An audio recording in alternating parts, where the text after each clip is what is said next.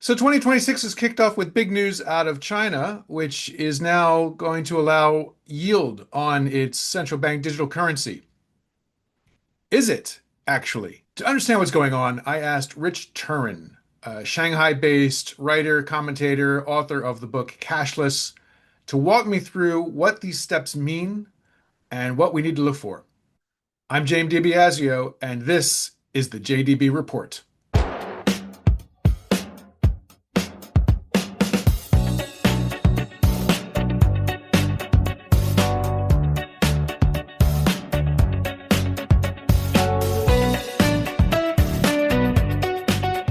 Richard Turrin, welcome to the JDB Report. Hello, James. Thanks for having me. And hello to everybody out there in podcast land. Okay, well, they all say hello back.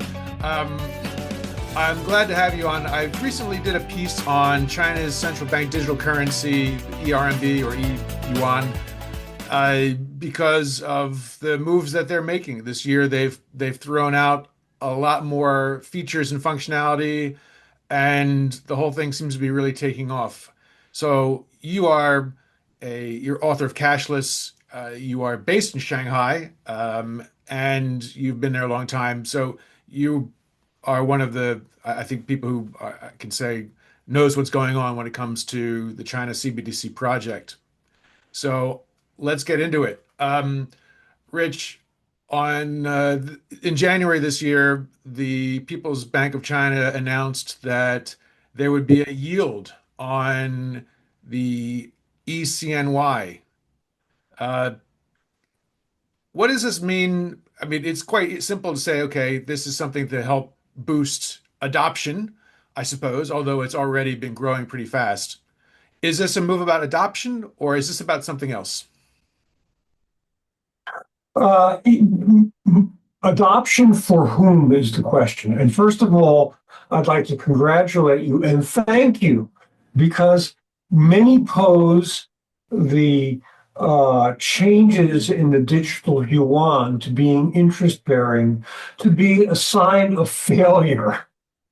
So, the digital yuan now has some 2.3 trillion US in total volume on it. It is not a retail smash hit in the sense that it's not challenging Alipay or WeChat Pay for dominance in the retail payment schemes, but it is successful in its own right, okay? And I want to first quash the notion that the PBOC has done this because China's digital yuan is some sort of abject failure. Now, the question is, who will be impacted by interest rates and who will this attract? Mm-hmm. The first thing to understand is that for a retail user of digital payments, and I certainly am, we have no sense that we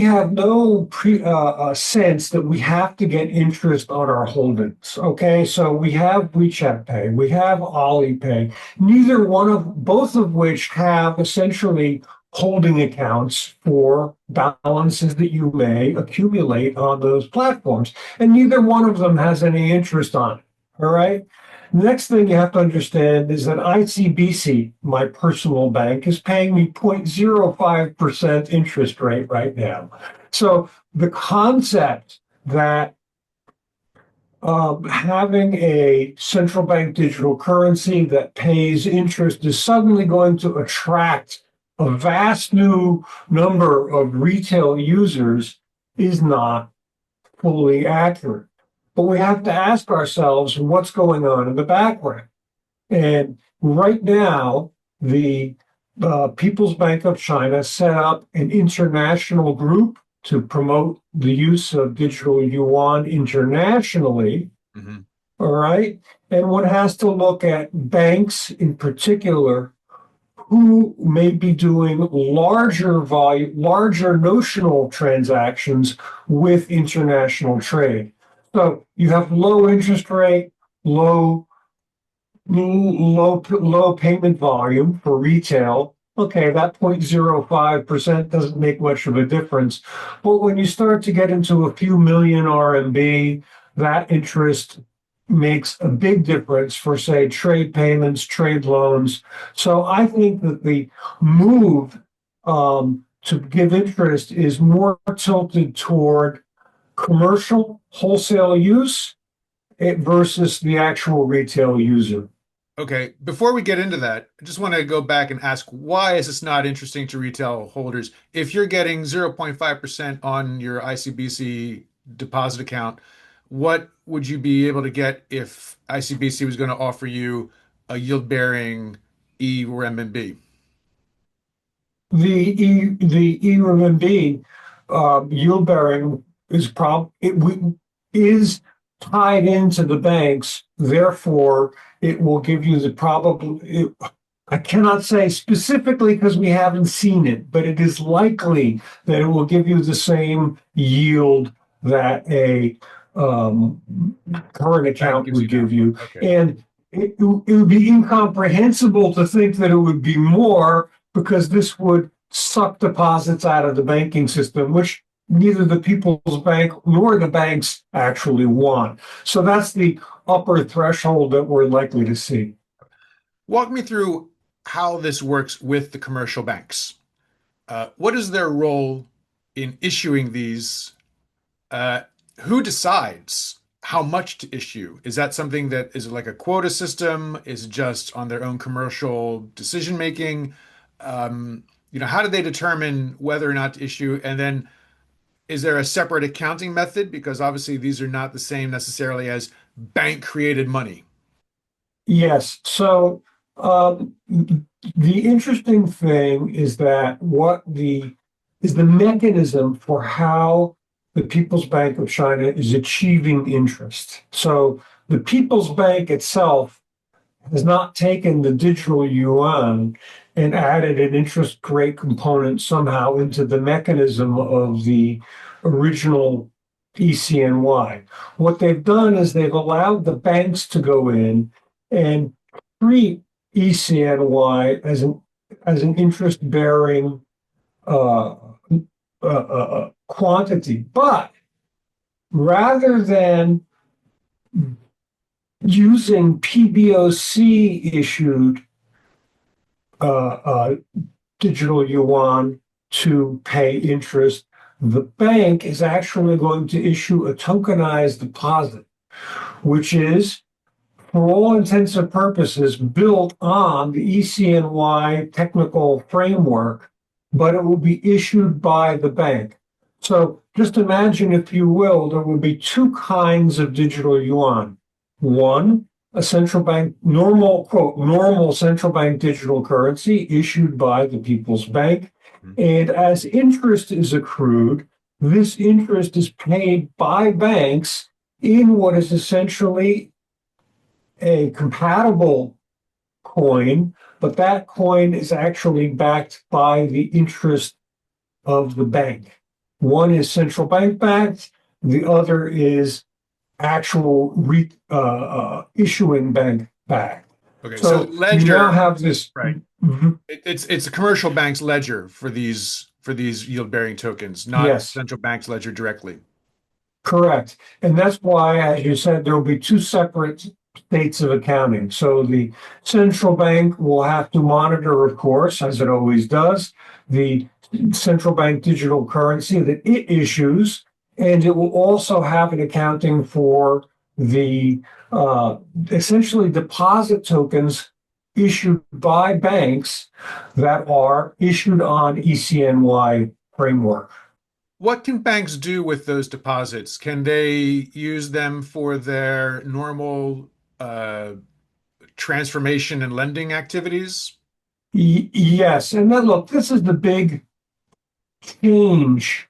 One of the things that the PBOC realized in the project is that if you want to get digital yuan into society, the fundamental gatekeeper are the banks.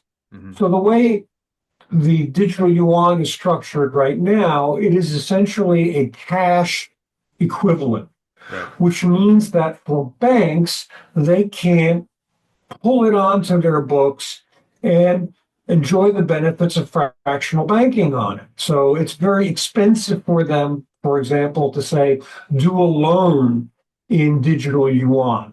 Now the banks will have the ability to build digital yuan into interest-bearing products, which predominantly are various types of loans, both retail and commercial.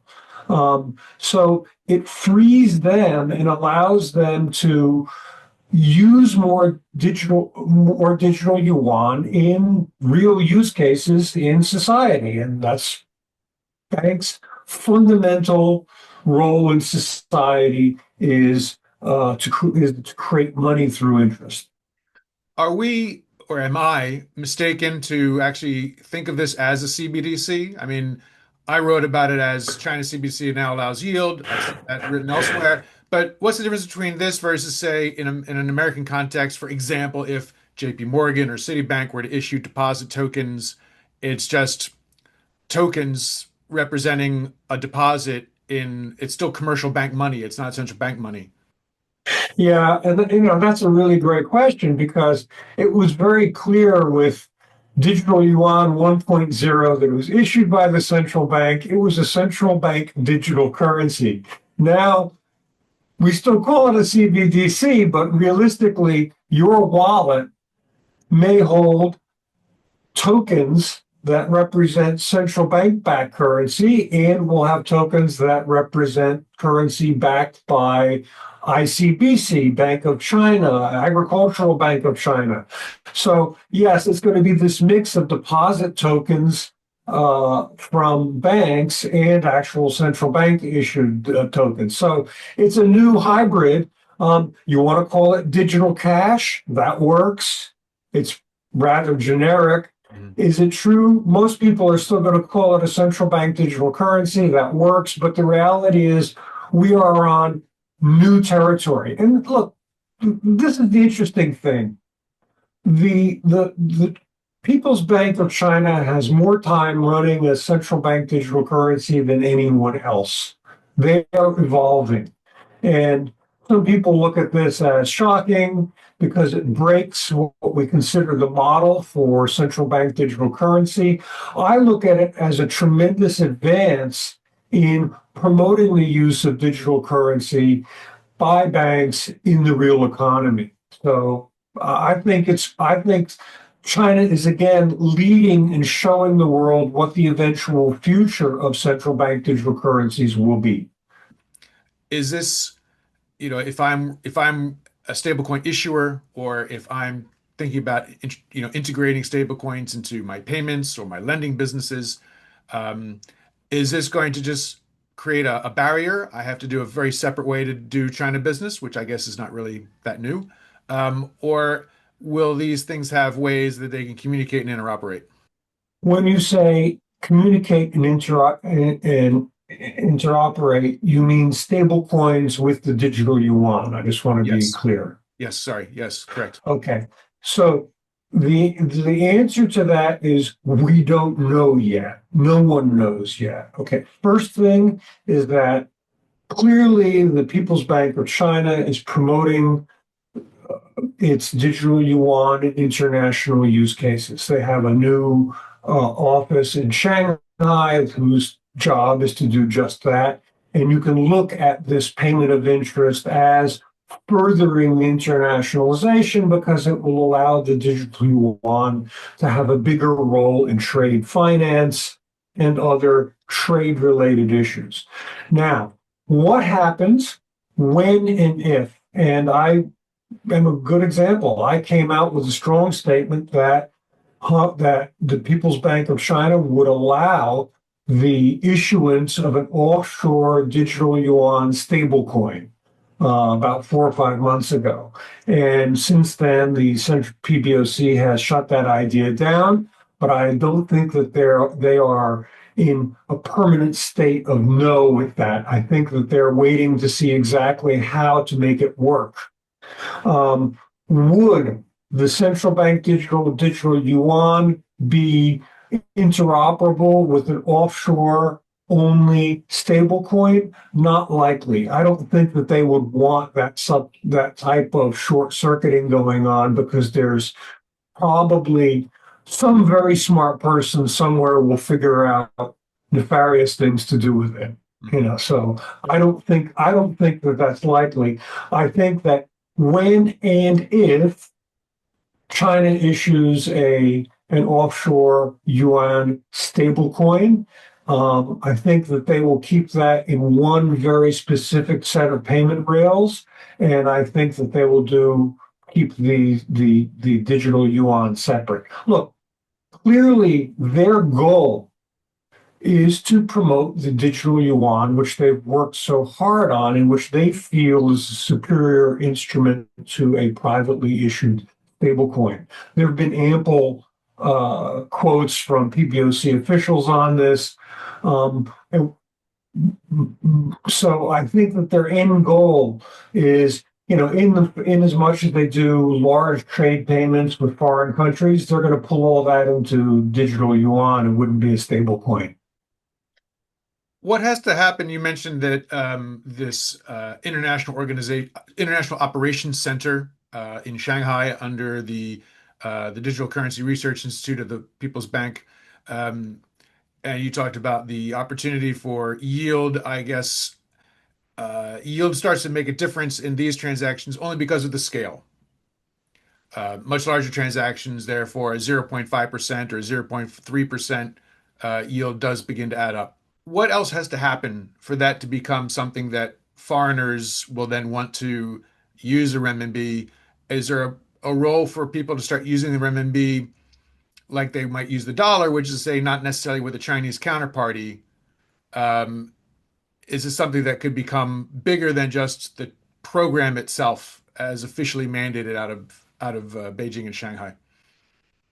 So the natural target for this international digital yuan usage center in Shanghai, their natural calling is to push the digital yuan out for trade.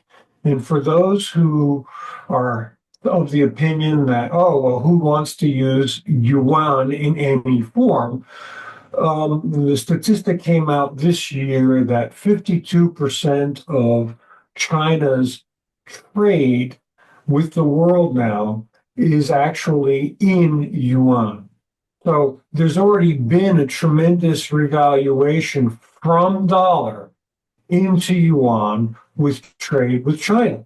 So now that they're at 52%, they can push the digital yuan into a certain portion of that existing slice, and of course, go further and increase the overall use of yuan in trade. Now, and this is something I wrote about in my book. You see, people think about payment as a disconnected entity. And what's happening in China is that payment is being tied together with trade finance on blockchain. It's being tied together with customs entry and exit. It's being tied together with all of the custom forms being done digitally. Mhm. So, it's so you say, well, why? Why okay, if I'm going to pay in yuan, I'm happy to do that. I'll just use my normal bank and I'll pay with yuan that way. Sure, absolutely fine. But what is happening is that this ecosystem built around digital yuan that will make trade faster and easier than ever before. With that efficiency gain, what will be the role of banks and also the big wallet players like, Alibaba or WeChat Pay? Uh, is their role going to change? Business as usual, just another rail. Listen, Alipay and WeChat have both built um, cash transfer systems for their e-commerce operations abroad. Alipay in particular uses tokenized deposits. They're very advanced. So they have essentially built their own low-cost cash transfer system. So fine. I don't those efforts aren't going to stop to make it better, to make it more efficient. And just as we see with the Alipay or WeChat Pay apps right now that have a dedicated spot where you can make payment with digital yuan if you choose to, you're going to see international transfers also have that same capability. Oh, you want to use digital yuan? You don't want to use Alipay or WeChat Pay's payment rails? Go ahead, use the digital yuan. It's business for usual as usual for them, and it's just a matter of the user pushing whatever button for whatever it is that they want to, whatever method they choose to pay.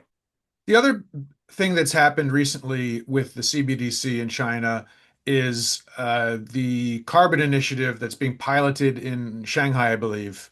So essentially, rewarding users if they measure their behavior in a certain way, say they use an EV taxi instead of a different one, or other types of sort of carbon greenish type of initiatives, and then they would get some extra renminbi deposit into their account from the central bank. This is directly, I believe, from the PBOC, not a commercial bank, but correct me if I got that wrong. Um, what has to happen from your perspective for this to be considered a success?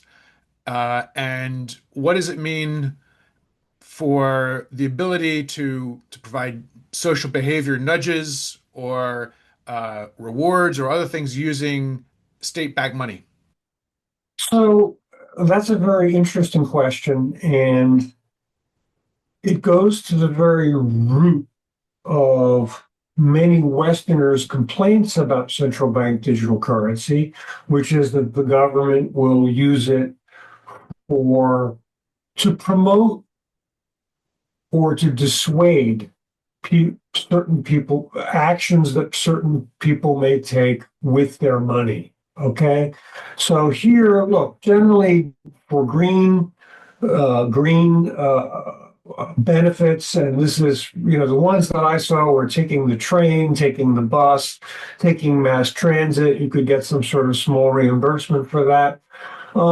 These are encouraging positive behaviors. The amounts are so small that I don't see it changing consumer behavior greatly. If you're going to take a DD car, which does not, which are all EVs right now in China, if you take a DD car, that's not or certainly going to make you not go in the subway. So Well, not today, but if we I don't scale, see it as but Rich, this theoretically, this is just a pilot. So the idea, if they're happy with the results, is this would scale. It could scale broadly, horizontally in terms of the geography across the country.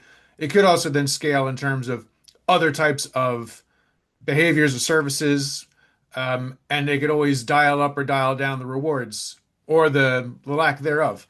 So, is it so? Yes, right now it's sort of just an experiment, but what's the potential here if this does scale?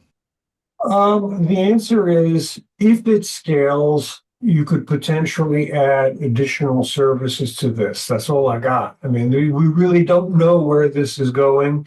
And so I'm going to take my detractors' point of view for a moment, which is very rare that I do this, to say that, well, if the PBOC is going to reward positive behaviors through green initiatives, are they going to take away or penalize in some form negative behaviors or behaviors that they believe are negative? And the answer is we don't know yet. This is all brand new territory. And I think that as far as the green initiatives go, I don't see it being a major changer in people's behavior here. And I don't think that the People's Bank would go as far as to start to put penalties on, because that would just feed right into the perspective of people who are against central bank digital currency, who don't like it. So I think that would be unlikely, but we have to acknowledge that both sides of this equation exist. Yep. So we're speaking now in January of 2026. These initiatives we've been speaking of are still just you can still smell the paint. Uh, what are you looking forward to for 2026? What are the milestones that you expect to see or are curious to see what plays out? What should we be looking for over the coming months and throughout 2026 to have a better appreciation for what the CBDC in China is and is not? Sure. I think the big action will still be on the international markets. People in the West really don't care much about the penetration level of China's digital yuan in domestic marketplace. Whether so you can look at a town like Suzhou, which is directly next to Shanghai, where I live, and the digital yuan is everywhere there. Government employees are paid with digital yuan. It's accepted in all the stores, and it's got great penetration. Shanghai, where I live, there's very little use of digital yuan, and I always joke my coffee shop doesn't accept it. But my point is only to say that for a Western audience, no one really cares whether Shanghai has high adoption levels like Suzhou or has low adoption levels. Who cares? The real thing for the West to watch is to see how China's digital yuan rolls out onto the international community. All right. Now, the obvious buzzword to say is BRICS nations. Mhm. All right. There's a move for BRICS nations to transact with their own currencies.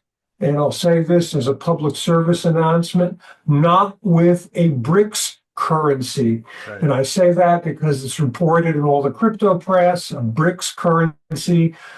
BRICS has been steadfast in its disclaiming that there's any BRICS currency that they're building. And their move is to use local currencies, meaning RMB, rupiah, whatever currency your nation has, to have those currencies trade with one another. And I think digital yuan, you have to watch right now with the United Arab Emirates, which has its own digital currency, and they've already transacted in it. You have to look at new players who will transact either with their own central bank digital currencies, and now I have a wild card. And that is that the mBridge transfer platform that exists right now to transfer CBDCs back and forth also works with any real-time payment wholesale system. So a nation doesn't need to have a central bank digital currency to transact with China's digital yuan. They only need to have a real-time payment solution in place at a wholesale level. So I think that what people need to watch is how the digital yuan rolls out on an international basis in trade. Yeah, and just to refine that last point you made, we were talking earlier about the potential of or lack of potential of interoperability with stablecoins, but through mBridge, there is the potential for foreign players to interact with the Chinese CBDC if they are going through an infrastructure that connects to that project. Absolutely. And one could make the argument that mBridge could accept a stable coin on it. Okay. But, the reality of short-circuiting Chinese digital yuan for Chinese offshore stablecoin, I don't think that's going to happen. But mBridge is something to watch, and use of digital yuan in larger trade payments is real. And for those who don't know it, the digital yuan was used back in 2023, the digital yuan was used to pay for a crude oil shipment of some 90 million plus US dollars. Okay, technically, for the birth, you could call it, of the petro yuan, because it was the first major use of the digital yuan in an oil payment. So yeah, there's the potential for large scale payments, and that's where we all have to be watching in 2026. Okay, great. Rich, where do people find your work? Thank you so much for asking, Jim. Best place for me is, of course, Substack. So look for me, Rich Turrin, on Substack. That's where I do my best writing. Yes, I'm on X. I have a very active X column called De-Dollarization Daily because digital yuan is actually part of a greater strategy for de-dollarization. And of course, I'm on LinkedIn too. But for my best material, I will send everybody to Substack. Okay. Thank you very much. Pleasure speaking with you. And thank you so much for sharing your insights into some really interesting things happening both in our part of the world and globally. Thank you so much for having me, Jane.